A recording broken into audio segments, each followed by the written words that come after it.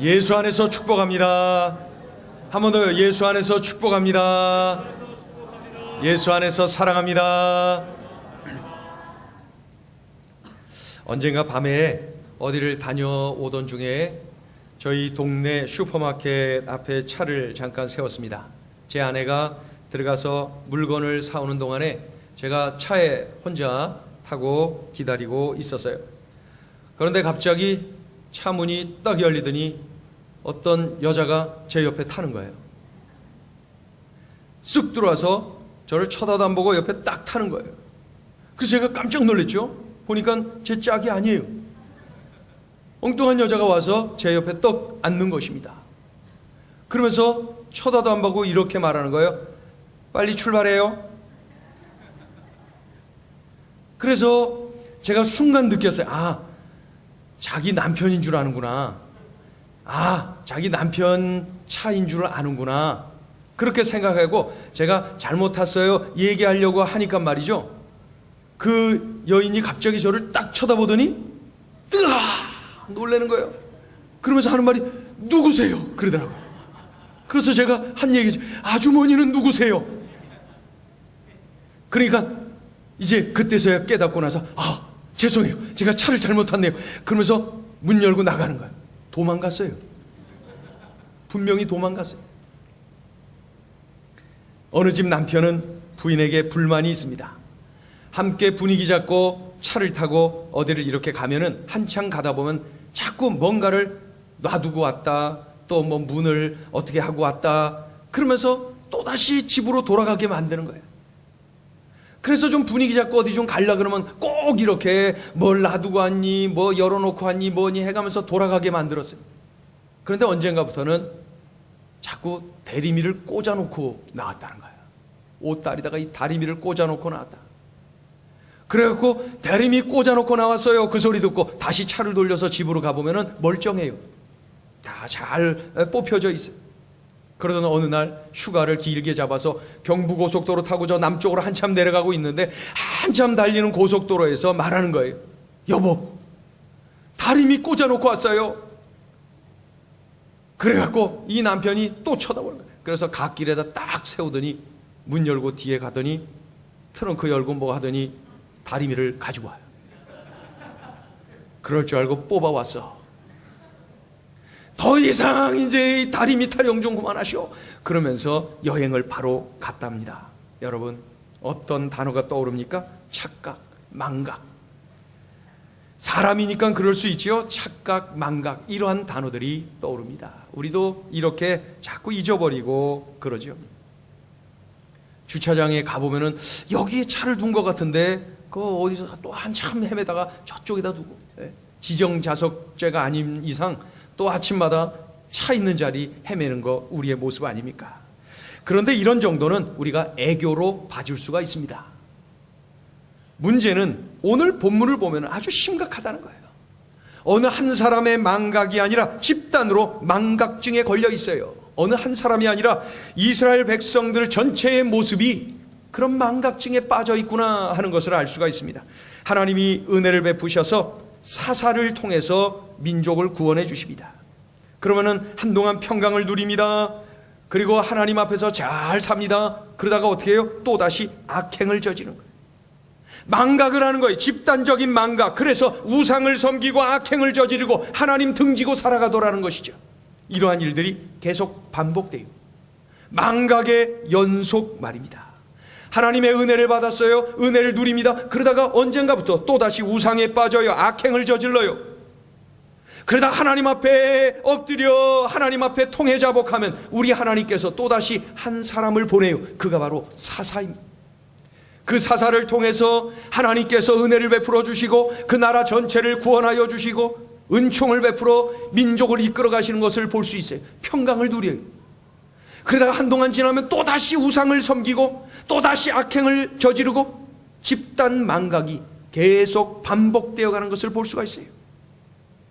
그래서 1대 사사 온니엘, 2대 사사 에훗, 3대 사사 삼갈, 4대 사사 드보라, 그리고 5대 사사 오늘 본문에 나오는 기드온, 그 사사들이 계속 진행되는 동안에 이것이 계속 반복된 거예요. 반복. 악행을 저지르고 우상을 섬겨요. 하나님 앞에 혼쭐 내서 그 메소포타미아니 또 뭐 블레셋이니 모압이니 가나안이니 미디안이니 이러한 이방의 강대국들을 막대기 삼아서 하나님이 치시는 것을 봅니다. 그러면 또다시 하나님 앞에 엎드려서 하나님 살려주세요, 도와주세요. 그래서 구원을 받아요. 사사를 통해서. 그리고 한동안 잘 가다가 또다시 우상을 섬기고 악행에 빠지고, 이러한 모습이 계속 반복되는 것을 보면서 심각한 집단 망각증에 빠져있는 이스라엘 백성들의 모습을 보게 되는 것이죠. 새로운 사사 기드온, 이 이스라엘의 5대 사사인 기드온이 등장을 합니다. 자, 그 당시에 기드온이 등장하는 때에 이스라엘은 어떤 상황일까요? 1절 읽어보죠. 우리 1절로 올라가 보세요. 1절 다 같이 읽습니다. 시작. 이스라엘 자손이 또 여호와의 목전에 악을 행하였으므로 여호와께서 7년 동안 그들을 미디안의 손에 넘겨주시니. 예. 본문을 보면 이스라엘의 고통이 얼마나 극심했습니까? 그 미디안이라는 유목민족에 의해서 식민 지배를 받고 있는 그들의 모습을 보게 되죠. 매년 농사철이 되면 말이죠, 이스라엘 백성들이 파종을 하게 되면은 미디안 사람들이 어김없이 찾아와서 농산물을 못 쓰게 만드는 거예요. 다 거두어가고 훔쳐가고 그런 것이죠. 정해진 때에 국가가 세금을 징수하는 것처럼 파종이 끝나면 당연히 미디안 사람이 들어와서 농산물을 파헤쳐서 가지고 가고, 예? 온 천지를 그냥 엉망으로 만드는 것이죠. 이스라엘 백성들은 목숨을 부지하기 위해서 토굴 생활을 합니다. 토굴 생활.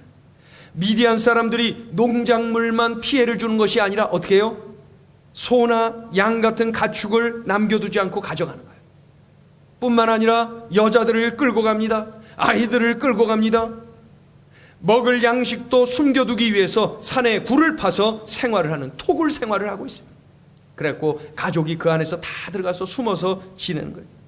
이러한 세월이 얼마나 지속돼요? 장장 7년. 7년 동안 이렇게 극심한 고통을 당하고 있는 거예요. 이렇게 극심한 고통이 지속되면서 이스라엘 백성들이 깨닫기 시작합니다. 무엇을 깨달아요?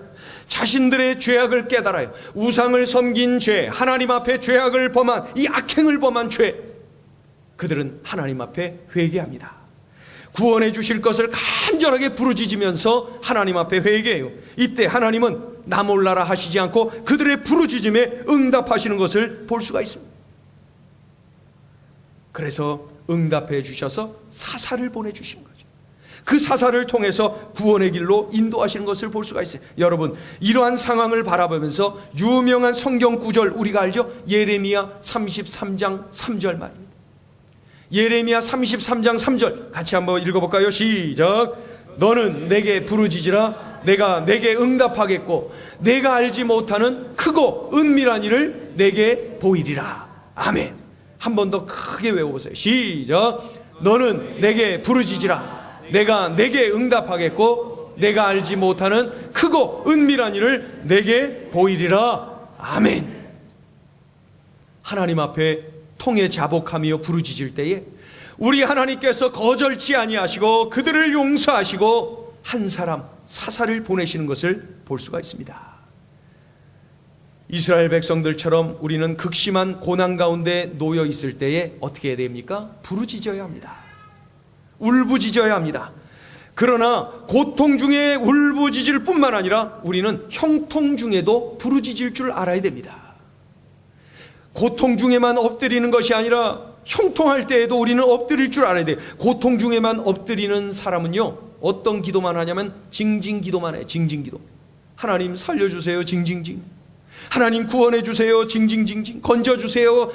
어떻게 빼내 주세요. 징징징징. 징징기도. 징징기도. 고난 중에서만 기도하는 성도들은 늘 징징기도 외에는 하지를 못해요. 그 수준에 머물러 있는 거예요. 그러나 형통할 때 기도를 하면요, 우리의 미래를 위해서 기도해요. 비전을 품고 기도해요. 하나님의 영광을 위하여 기도해요. 사역을 위하여 기도해요. 징징기도 수준에 머물지 않고 하나님께 영광 돌리는 의젓한 성숙한 기도를 올려드릴 수가 있는 것이죠.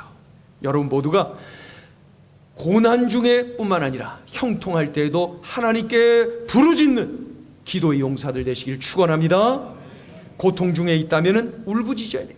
징징기도 아니라 그보다 더한 기도도 우리가 할 줄 알아야 됩니다. 그러나 우리는 거기에 머물러서는 안 되고 형통할 때, 잘 나갈 때, 잘 될 때, 만사가 잘 진행되어질 때에도 하나님 앞에 부르짖는 것을 놓치지 말아야 됩니다.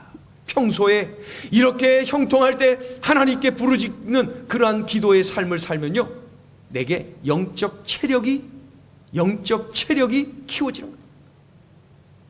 병 들어갖고 다 죽게 됐을 때 헬스클럽 가는 거 별로 영향가 없어요. 헬스클럽?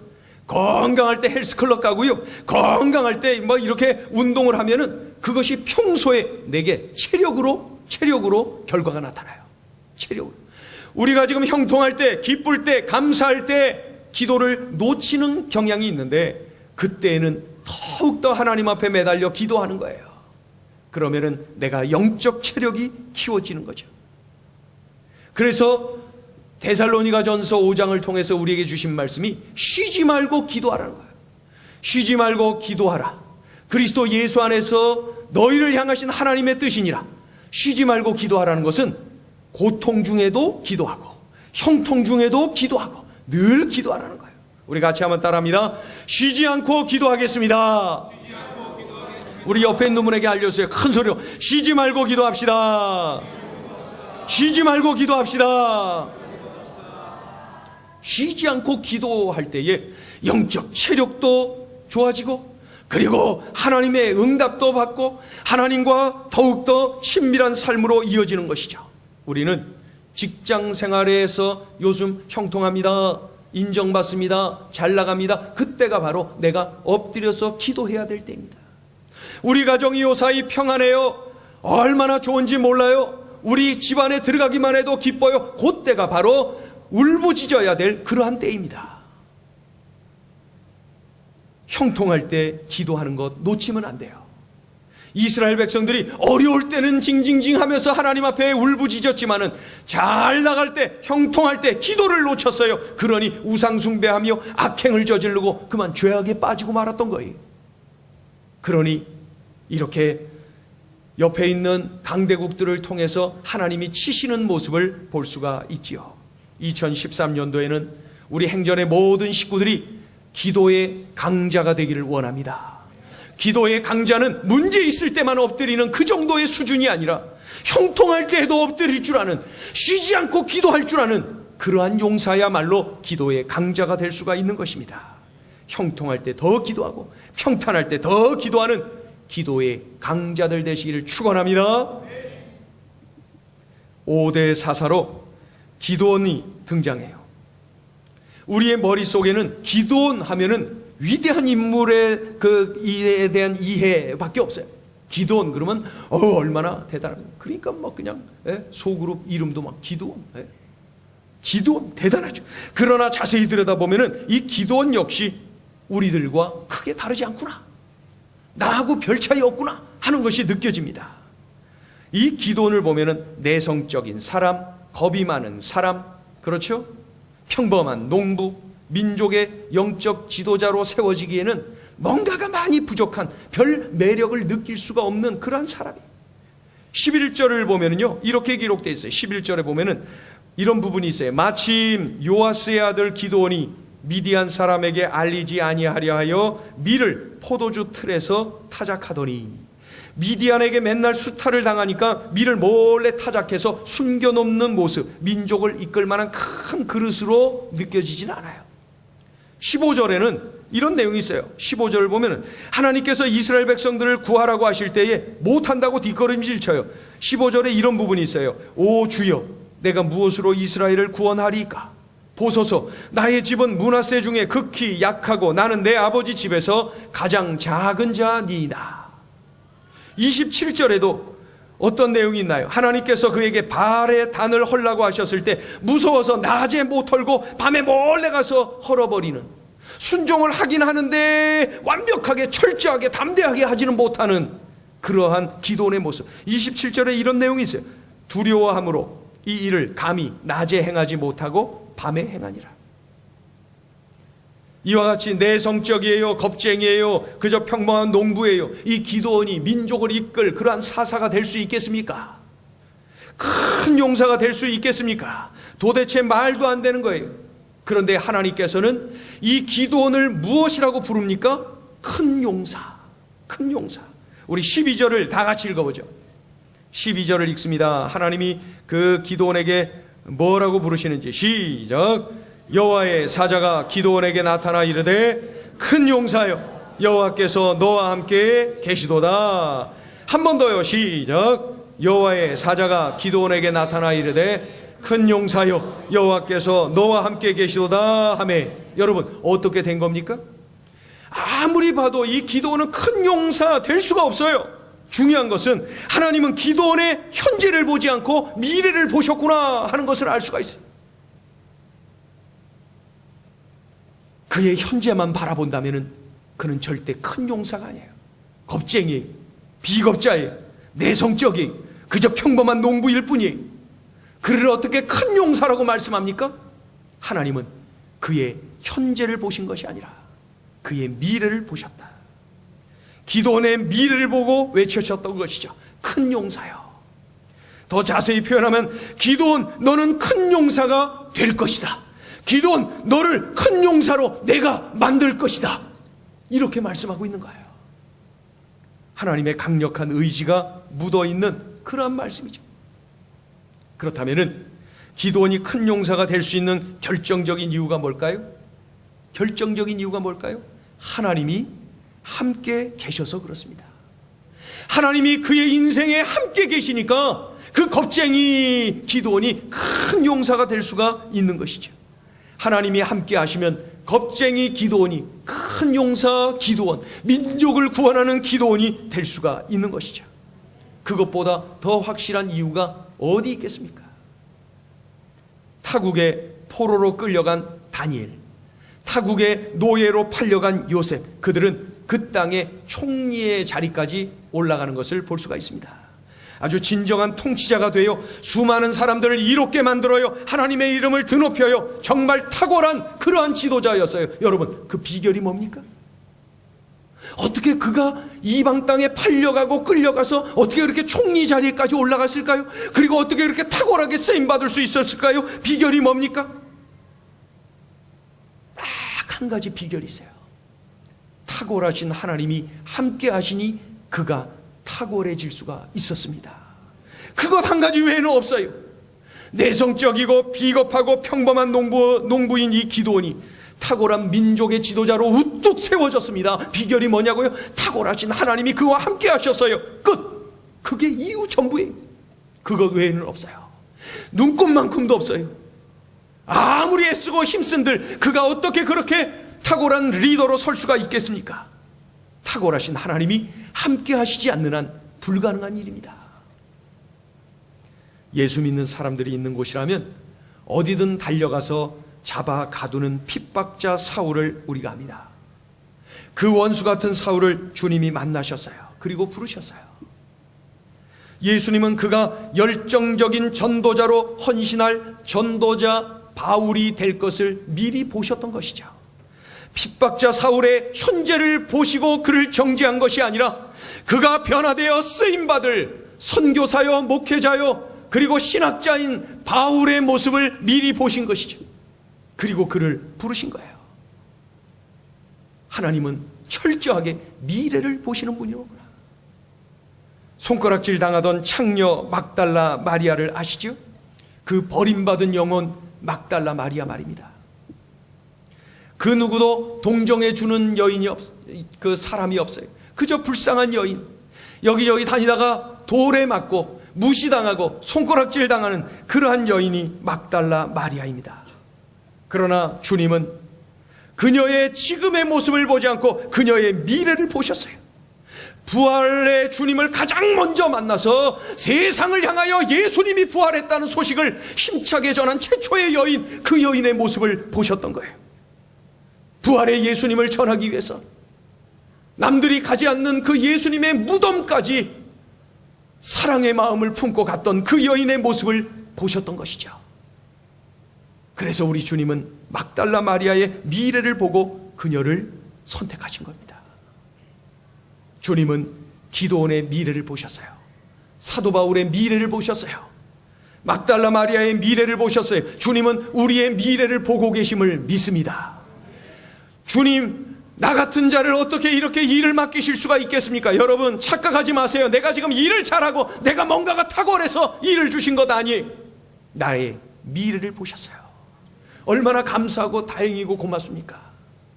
그러한 하나님 앞에 우린 겸손히, 하나님, 내가 잘나서 쓰임받는 것이 아니요 전적인 하나님의 은혜로 내가 일을 할 터인데, 하나님, 내게 늘 성령을 부어주셔서 성령의 능력으로 순종하게 하여 주시옵소서. 하나님은 나의 현실에 뭔가를 보고 나를 인정해 주시는 것이 아니라 하나님은 나의 미래를 보셨어요. 나의 가능성을 보셨어요. 그런 하나님 앞에 늘 겸손히 감사하는 마음으로 순종하시기를 축원합니다.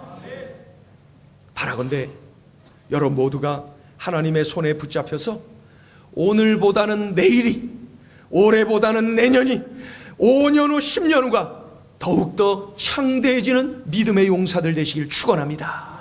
그래서 요한 3서 2절에 기록된 것처럼 말이죠, 내 영혼이 잘되고 범사가 잘되고 강건하여지는 은혜가 우리의 삶 속에 흘러넘치기를 예수의 이름으로 축원합니다. 그래서 나의 미래를 보신 하나님 앞에 응답하는 귀한 해, 하나님 나의 미래를 보시고 나의 가능성을 보시고 나를 이렇게까지 은혜를 베풀어 주시는 하나님 앞에 겸손히 순복하고 응답하며 1년 내내 우리들이 하나님 앞에 엎드려 기도하며 하나님 앞에 매달려 부르짖으며 하나님 앞에 내 삶을 맡기며 하나님 주신 말씀에 철저히 순종하며 살아가는 겸손한 일꾼들, 그리고 열정적인 일꾼들, 이 시대에 하나님이 찾으시는 기도원 되시기를 예수의 이름으로 축원합니다. 기도합니다.